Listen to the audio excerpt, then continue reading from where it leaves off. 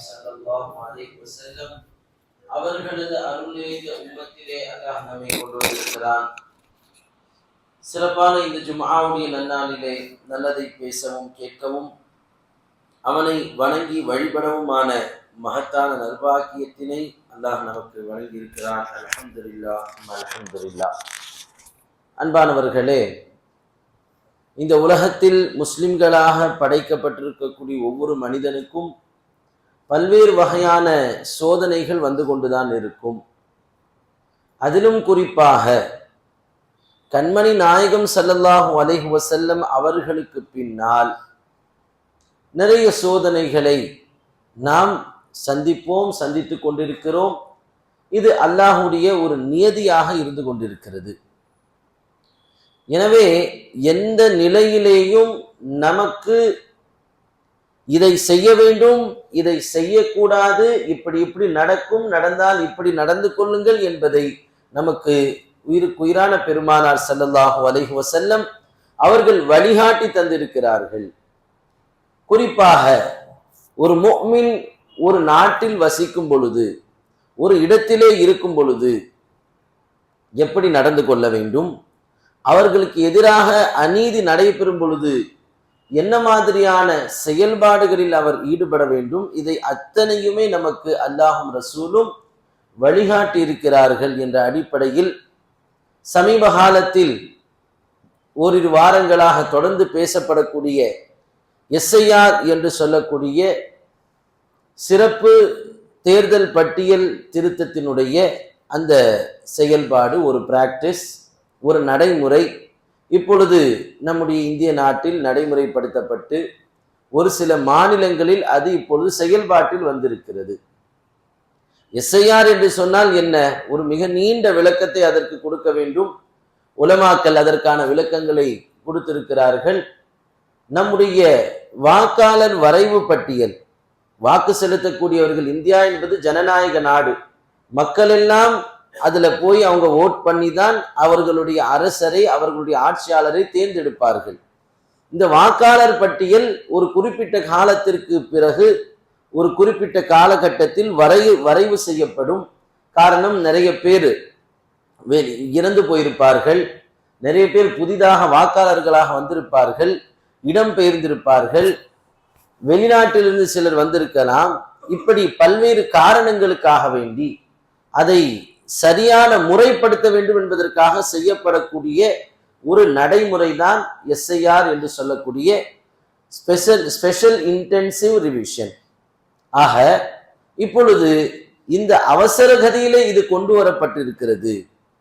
எங்கெல்லாம் தேர்தல் நடைபெறுகிறதோ, எங்கே ஆளுங்கட்சியாக இருக்கக்கூடிய அந்த கட்சி தோல்வியை தொடர்ந்து தழுவி கொண்டிருக்கிறதோ, எங்கெல்லாம் அவர்கள் காலூன்ற முடியாமல் அவர்களுடைய பல்வகையான ஸ்ட்ராட்டஜிகள் காலமாக சின்னாபின்னமாக்கப்படுகிறதோ, அந்த இடங்களில் இதை அவசரமாக கொண்டு வருகிறார்கள் என்பதுதான் எல்லோருக்கும் ஒரு அமைதியின்மையும் ஒரு பீதியையும் ஏற்படுத்துகிறது. முஸ்லிம்களாகிய நாம் இதிலே தெள்ளத் தெளிவாக இருக்க வேண்டும். இதை பார்த்து யாரும் முதலில் அச்சப்பட வேண்டிய அவசியம் இல்லை. அல்லாஹு தஆலா அச்சத்தை யாருக்கு போடுவான்? யாருக்கு உண்மையில் அச்சம் ஏற்படும் என்று சொன்னால், யார் தவறாக வாழ்கிறார்களோ அவர்களுக்கு அச்சம் ஏற்படும், யார் இணை வைக்கிறார்களோ அவர்களுக்கு அச்சம் ஏற்படும். وَأَلْقَيْتُ فِي قُلُوبِ الَّذِينَ كَفَرُوا الرُّعْبَ بِمَا أَشْرَكُوا. அல்லாஹ் சொல்கிறான், மூமின்களே, உங்களை பற்றிய பயத்தை நான் அந்த முஷ்ரிக்கீன்களுடைய எதிரிகளுடைய உள்ளத்தில் நான் போடுவேன். உங்களை பார்த்தாலே பயம் வரும், உங்களுடைய செயல்பாடுகளை பார்த்தால் பயப்படுவார்கள். அடுத்து என்ன செய்ய போறாங்களோ, இவங்களால் நமக்கு ஏதாவது பாதிப்பு வந்துருமா என்ற அந்த பயம், அந்த ஒரு த்ரெட்டனிங் பொசிஷன்லே எப்பொழுதும் இருப்பார்கள். அச்ச நிலை அவர்களிடத்தில் இருக்கும். காரணம், அவர்கள் ரப்புக்கு இணை வைக்கிறார்கள், ரப்புக்கு மாறு செய்கிறார்கள். அதனால் அவர்கள் உள்ளத்தில் நான் உங்களை பற்றிய, மூமின்களை பற்றிய, சஹாபாக்களை உங்களை பற்றிய பயத்தை அவர்கள் உள்ளத்தில் நான் போடுவேன் என்று அல்லாஹ் சொல்கிறார். எனவே இது காஃபிர்களுக்கும் முஷ்ரிக்கீன்களுக்கும் வர வேண்டிய பயம். நாம் இதை பார்த்து முதலில் பயப்பட வேண்டிய அவசியம் இல்லை. இதை பார்த்து எவ்வளவோ த்ரெட்ஸ் நம்மள்கிட்ட வந்துகிட்டே தான் இருக்குது. என்ஆர்சி என்று சொன்னார்கள், சிஏ என்று சொன்னார்கள், தலாக்குடைய சட்டத்தில் கை வைத்தார்கள்.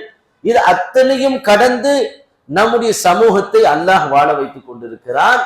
நாம் இதை நினைத்து அச்சப்பட தேவையில்லை, ஆனால் அலட்சியமாக இருந்துவிடக் கூடாது. அச்சம் தேவையில்லை, ஆனால் அலட்சியமின்மை நமக்கு தேவை. கவலைப்பட வேண்டிய அவசியம் இல்லை, ஆனால் கவனத்தோடு இருக்க வேண்டியது நமக்கு தேவை. அதனால்தான் ஜமாத்துல் உலமா சபை, ஆலிம்களுடைய கூட்டமைப்பு நமக்கு அழகான வழிகாட்டுதல்களை, அதனுடைய துணை பொதுச் செயலாளர் ஒரு பேட்டியில் சொன்னார்கள், நீங்கள் ஏன் மற்ற கட்சிகள் எல்லாம் எதிர்த்து போராடுகின்றன, நீங்கள் ஏன் எதிர்க்கவில்லை? நீங்கள் எதிர்த்து பதிவு கொடுப்பதற்கு பதிலாக அதற்கான வழிகாட்டுதலை கொடுத்திருக்கீங்க.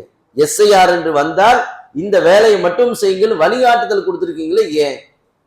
அப்போ அவர்கள் சொன்ன அற்புதமான ஒரு பதில், எப்பொழுதுமே இஸ்லாம் நமக்கு ஒரு ப்ரோஆக்டிவ்னஸ், முன்னெச்சரிக்கையாக நடக்க வேண்டும் என்பதை சொல்லி இருக்கிறது.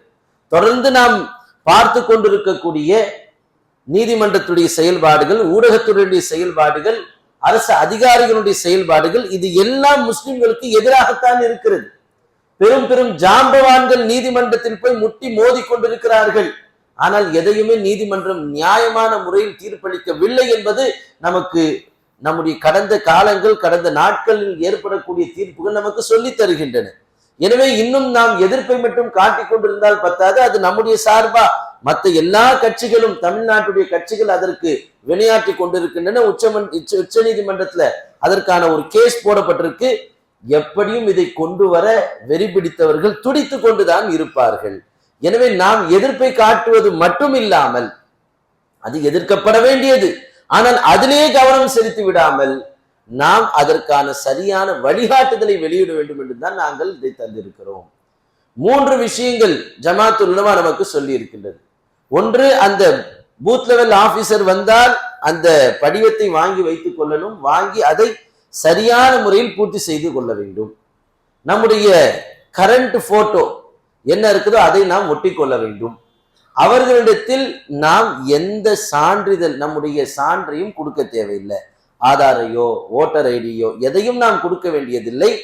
அதிலே ஒரு காலம் மென்ஷன் ஆயிருக்குது, எபிக் நம்பர், அதுதான் நம்முடைய வாக்காளர் அட்டையில் இருக்கக்கூடிய நம்பர். அப்போ அந்த வாக்காளர் நம்பரை மட்டும், எபிக் நம்பரை நாம் போட்டுவிட்டால் அவர்கள் அதை போல் ரிவைஸ் பண்ணி அதை பார்த்து என்ன செய்யணும்ன்றதை செய்வாங்க. இந்த 3 மட்டும்தான் நாம் செய்ய வேண்டியது. அச்சம் என்பது நமக்கு தேவையில்லாத விஷயம். பெருமானார் ஸல்லல்லாஹு அலைஹி வஸல்லம் அவர்கள் ஒரு ஹதீஸிலே சொல்வார்கள், அப்துல்லாஹ் இப்னு மஸ்ஊத் ரலியல்லாஹு அன்ஹு சொல்கிறார்கள், இன்னக்கும் சதரவுன இன்னஹா சயகூனு பஅதி அஸரத்துன் வ உமூருன் துன்கிருனஹா.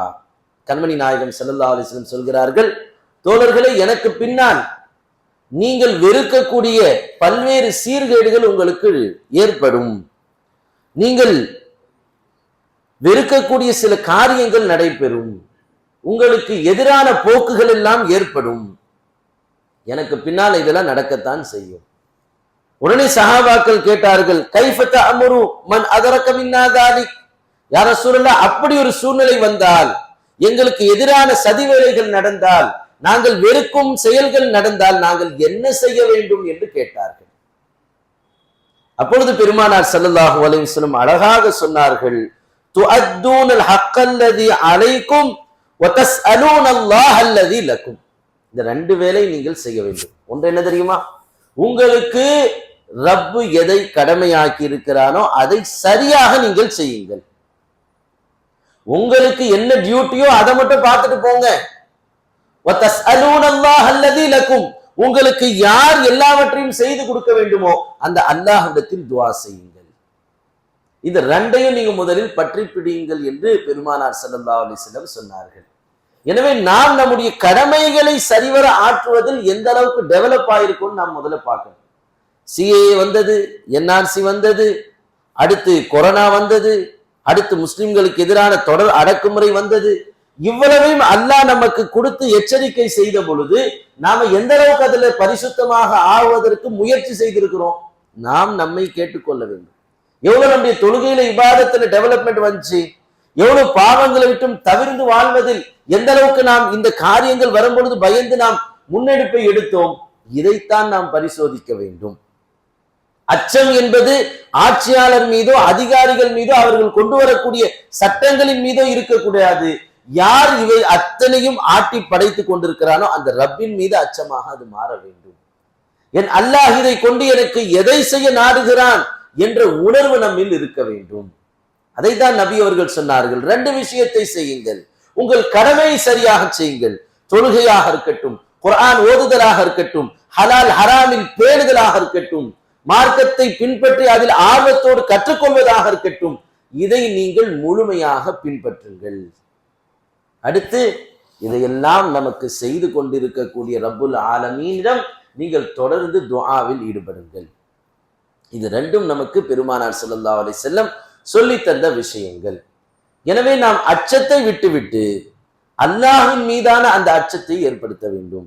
உலக காரியங்களில் ஏற்படக்கூடிய கவலைகளை விட்டுவிட்டு முழுக்க முழுக்க அல்லாஹ்வின் மீது நாம் பொறுப்பு சாட்ட வேண்டும். கண்மணி நாயகம் ஸல்லல்லாஹு அலைஹி வஸல்லம் பத்ர் போருக்கு சென்று விட்டு திரும்ப வந்துட்டாங்க.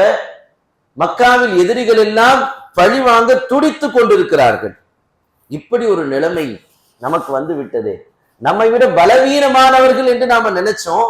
ஆனால் நம்முடைய ஃபர்ஸ்ட் போர்லயே பெரும் பெரும் பலமிக்கவர்களை எல்லாம் ஒன்றுமில்லாமல் துவம்சம் செஞ்சிட்டாங்க. தலைவர்லாம் போயிட்டாங்களே, மறுபடியும் அதே இடத்தில் அவர்களை அடிக்க வேண்டும் என்று இங்க அபு சுஃபியானுடைய தலைமையில் பேசிக் கொண்டிருக்கிறார்கள் ரலியல்லாஹு அன்ஹு. இஸ்லாத்திற்கு வருவதற்கு முன்னால் அவர்கள் எதிரிகளின் முன்னணி தலைவர்களில் ஒரு அபு சுஃபியான் இப்னு ஹர்ப் ரலியல்லாஹு அன்ஹு. இந்த செய்தி பெருமானார் ஸல்லல்லாஹு அலைஹி வஸல்லம் அவர்களுக்கு தெரிகிறது. உடனே அவர்கள் சொன்னார்கள், சஹாபாக்களை கிளம்புங்கள், நமக்கு அல்லாஹ் இருக்கிறான், அல்லாஹ் உதவி செய்கிறான், நாம் ஏன் பயப்பட வேண்டும், அச்சப்பட வேண்டும்? மறுபடியும் அவர்களை அதே இடத்தில் சந்திப்பதற்கு தயாராகுங்கள் என்று சொன்னவுடன் ஷைத்தான் சில முனாஃபிகீன்களை அனுப்புகிறான். முனாஃபிகீன்களுடைய போர்வையில் ஷைத்தான் வந்து ரசூல் அவர்களிடமும் சஹாபாக்களிடம் வந்து சொல்கிறார்கள், பாருங்க, எல்லாமே தன்னுடைய தலைவர்களை தன்னுடைய உறவுகளை இழந்து கடுமையான வெறியில இருக்கிறார்கள். நீங்க வெற்றி பெற்று விட்டீர்கள், உங்கள் பக்கம் வந்து சேதம் கம்மி, எல்லாமே கம்மி. அதனால உங்களிடம் இருக்கக்கூடிய அந்த ஒரு வலுவும் சக்தியும் குறைவாக இருக்கலாம். ஆனால் அங்க எல்லாத்தையும் இழந்துட்டு ஒவ்வொரு நாளும் மரண ஓலங்கள் மட்டுமே மக்காவினுடைய குறைஷிகளின் தெருக்களில் கேட்டுக்கொண்டிருக்கிறது. இந்த நேரத்தில் அவங்க வந்தாங்கன்னு சொன்னா பாதிப்பு உங்களுக்கு தான். நாங்க நல்லதுதான் சொல்றோம், நல்லதுக்கு நீங்க வந்து போகாம இருக்கலாம், அதற்கு எந்த விதமான ஸ்டெப்பு எடுக்காம நீங்க அமைதியா வீட்டிலே இருங்க, அவங்க இங்க வந்தால் உங்களுடைய ஊருக்குள்ளே இருந்து எதிர்க்கலாம் என்று சொல்லும் பொழுது பெருமானார் ஸல்லல்லாஹு அலைஹி வஸல்லம் அவர்களும் சஹாபாக்களும் சொன்ன வார்த்தையை அல்லாஹ் குர்ஆனிலே பதிவு செய்கிறான். அல்லதீன கால லஹுமுன் நாஸ்.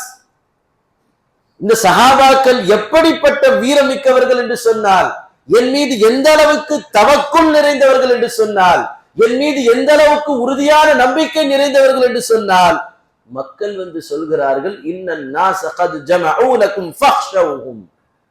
பெரும் கொண்ட வெறித்தனமாக குறைஷிகள் படை திரட்டி கொண்டிருக்கிறார்கள். அந்த வெறித்தனத்தோடு வந்தால் உங்களை ஒருவரும் இருக்க மாட்டார், பயந்து கொள்ளுங்கள், தயாராக இருங்க, அசால்ட்டா நினைக்காதீங்க என்று சொல்லும் பொழுது அவர்கள் சொன்ன வார்த்தை, ஹஸ்புனல்லாஹு வ நிஅமல் வக்கீல். எங்களுக்கு அல்லாஹ் போதுமானவன், அவன் எங்களுக்கு பொறுப்பாளனாக இருக்கிறான். இந்த வார்த்தை இன்னைக்கு நாம வாயில சொல்லிட்டு இருக்கிறோம். 313 தடவை அதை சொல்லுங்க, 500 தடவை இதை சொல்லுங்க, 1000 தடவை அதை சொல்லுங்க. அல்லாஹ் கவுண்டிங்கை பார்த்து கொடுக்கக்கூடியவனா? நம் கல்வியில் இருக்கும் ஈமானை பார்த்து கொடுக்கக்கூடியவன்.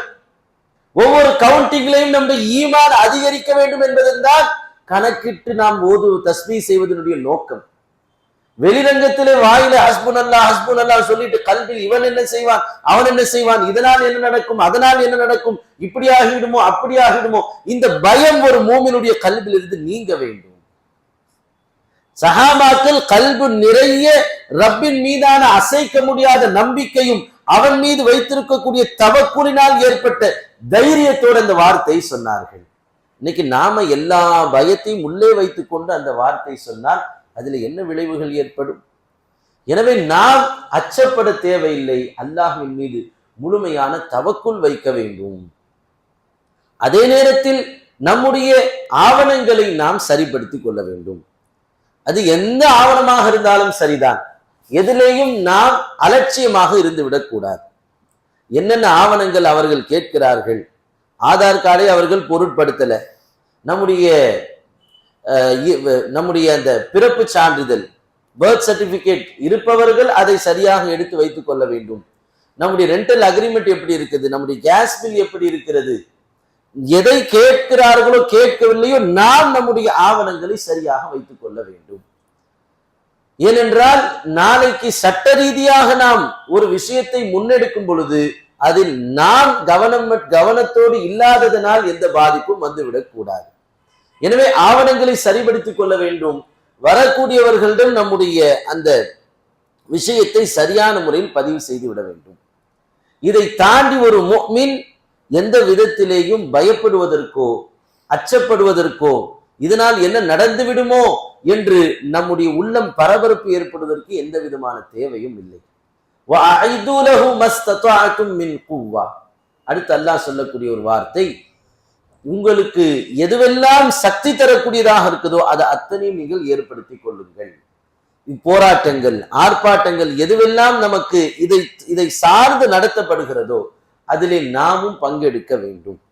ஏனென்றால் ஒரு பக்கம் ரப்போடு நாம் போராட வேண்டும். அது எப்படி இருக்க வேண்டும்? பெருமானார் ஸல்லல்லாஹு அலைஹி வஸல்லம் தாயிஃபிலே இருந்து வருகிறார்கள்.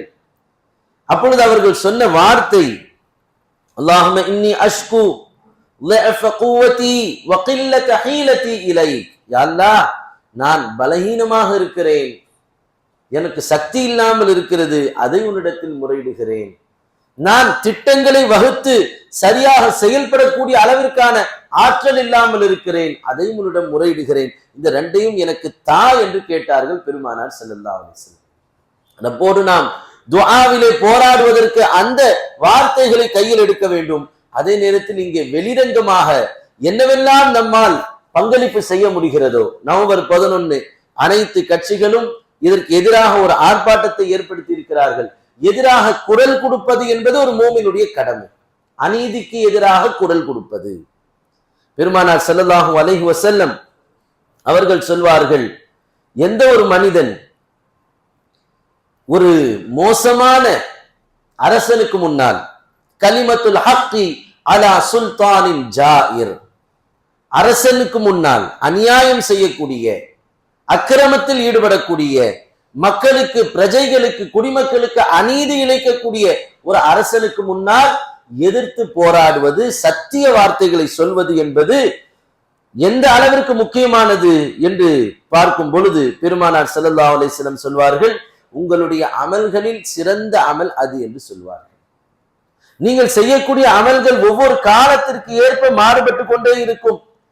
தொழக்கூடிய நேரத்தில் லொஹர் தொழவில்லை ஒரு மனிதன், உட்கார்ந்து லொஹர் தொழுவாமல் குர்ஆன் ஓதிக்கொண்டிருக்கலாமா என்று கேட்டால் கிடையாது.